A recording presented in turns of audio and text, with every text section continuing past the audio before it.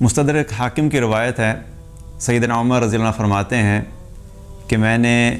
نبی کریم صلی اللہ علیہ وسلم کو یہ فرماتے ہوئے سنا کہ میں ایک ایسا کلمہ جانتا ہوں کہ جو شخص بھی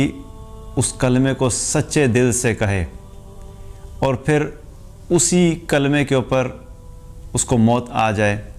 تو ایسے شخص کے اوپر جہنم کی آگ کو حرام کر دیا جاتا ہے، اور وہ کلمہ ہے لا الہ الا اللہ۔ اللہ کا بڑا احسان ہے کہ اللہ سبحانہ تعالیٰ نے ہم سب کو یہ کلمہ اپنی ماؤں کی گود میں عطا فرمایا۔ ہم نے جب ہوش سنبھالی تو ہم مسلمان تھے، ہم یہ کلمہ پڑھ چکے تھے، اس کے بعد بھی ہم اپنی زندگی میں یہ کلمہ اکثر پڑھتے رہتے ہیں، لیکن اس کے ساتھ ساتھ ایک بہت بڑی زیادتی اور ایک بہت بڑی کوتاہی ہماری طرف سے یہ ہوئی کہ ہم نے اس کلمے کے تقاضوں کو نہیں سمجھا، اس کلمے کو اپنی زندگی میں امپلیمنٹ کیسے کرنا ہے ہم نے اس چیز کے اوپر فوکس نہیں کیا۔ اس حدیث سے بھی کیا پتہ لگتا ہے کہ رسول اللہ صلی اللہ علیہ وسلم نے کیا فرمایا کہ جو شخص بھی اس کلمے کو سچے دل سے کہے، اور سچے دل سے کرنے کا مطلب کیا ہے کہ جب انسان یہ کہتا ہے کہ لا الہ الا اللہ تو اس کا مطلب کیا ہے کہ ہم اس چیز کا اللہ سبحانہ تعالیٰ کے ساتھ عہد کرتے ہیں،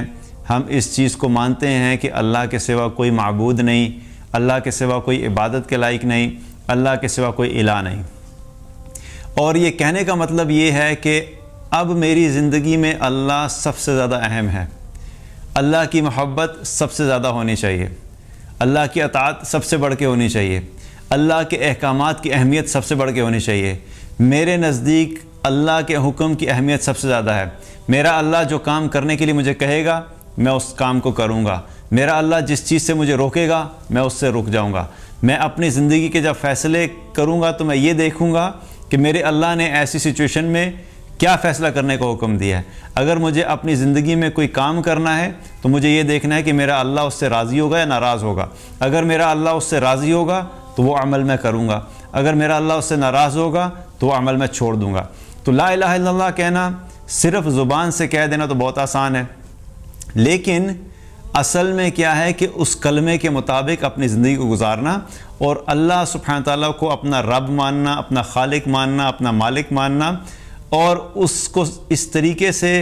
اپنی زندگی کا حصہ بنانا کہ اپنی ساری کی ساری زندگی اللہ کی اطاعت والی زندگی ہو، تو تب جا کے کیا ہے کہ اس کلمے کا حق ادا ہوتا ہے۔ تو جو شخص بھی سچے دل سے لا الہ الا اللہ کہے گا، پھر اس کے مطابق اپنی زندگی گزارے گا اور اسی کلمے کے اوپر اس کی موت آ گئی تو رسول اللہ صلی اللہ علیہ وسلم نے کیا فرمایا کہ ایسے شخص کے اوپر جہنم کی آگ کو حرام کر دیا جائے گا۔